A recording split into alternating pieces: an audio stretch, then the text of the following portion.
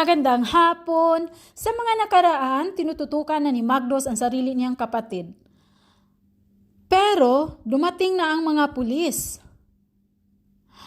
At gumawa ng paraan si Magnus para hindi mahuli ng mga pulis. Hinuhostage niya ang sarili niyang asawa na si Riley para makawala siya sa mga pulis. Ang buong akala ni Riley ay magbago na si Magnus at aalis sila magpakalayo-layo at magbagong buhay. Pero hindi pala yan totoo. Ang totoo niyan ay ginagamit lang pala siya ni Magnus. So sa ngayon alam na ni Riley na wala talagang pakialam si Magnus sa kanya. At paparating na si Gigi at inabutan niya si Magnus at Riley.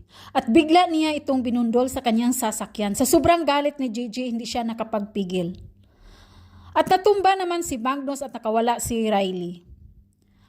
At ito na, tinututukan na ni Gigi sa baril si Magnus. Gusto na talaga niyang barilin si Magnus sa sobrang galit. Pero pinigilan siya nila Jared at Eric. Sabi pa nila, bahala na ang batas. Nahuli na at nakulong na si Magnus. At hanggang dito na lang, maraming salamat po. God bless!